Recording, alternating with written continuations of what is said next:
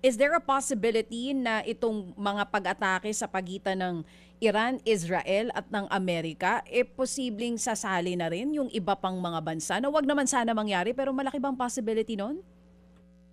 Well, ang ano dito is, if you notice, Trump asked for help for its allies. Mhm. Walang tumulong. True. No?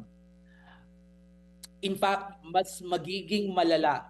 And I think dito pinapakita na yung that some countries are able to exercise restraint. Na parang sa kanila is, pag sumali kami, mas lalo pang lalalayan. Kasi mas dadami yung grievance ng Iran. Diba? So mas lalo siyang magagalit. Mas lalo siyang magiging radical. And in fact, if there are more countries, then this becomes not just a regional war, but a global war, a global conflict. No? So kaya sa tingin ko, na-appreciate ng karamihan yung hindi pagsali. And I think, Mase and Chacha, yung mga ibang bansa hindi rin sumali kasi wars are not cheap.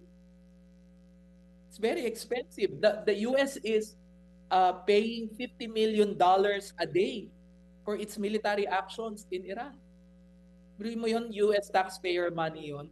So if I am the government of a US ally, pag sumali ako dito, no, mas lalong lalala yung conflict, gagastos ako ng matindi, ano yung sasabihin ko sa taong bayan ko na kasali tayo dito sa gera na to, magastos to, pero magtipid kayo kasi yung langis konti. Tsaka dapat hindi kayo masyadong mag-aksaya ng energy. No? So, it's contradictory yung messaging.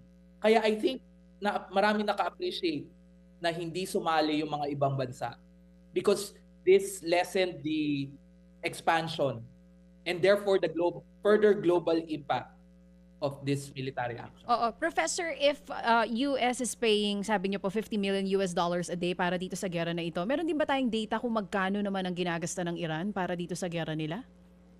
Well, yung maybe less kasi yung kasi unang-una yung US, yung pagdala lang nila ng military forces nila from several bases, logistically may cost na yon, no?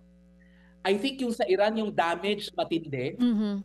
Kasi in fact, yung isa sa terms na gusto ng Iran dun sa negotiation ngayon is reparation. In fact, parang ang gusto niya sabihin, binomba nyo kami, bayaran nyo kami. Mm-hmm. So, ibig sabihin, and of course, because Iran relies much on oil, kaya nga, let's think bakit hindi ginagawa ng Iran yung pag-block sa Strait of Hormuz before all of this happened? Kasi pwede naman niyang gawin yun eh. But bakit hindi niya ginagawa? Because it will sabotage, it will hurt its own economy. No? Kasi oil, dependent din siya. Kung hindi niya mabibenta yung oil at hindi niya pararaanin sa Strait of Hormuz, hindi siya kikita.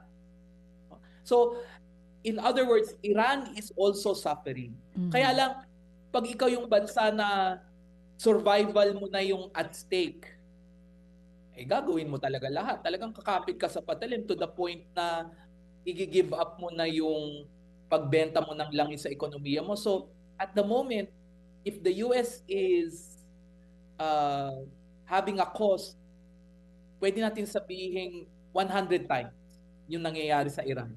And let's not even talk about the human cost and the cost to infrastructure.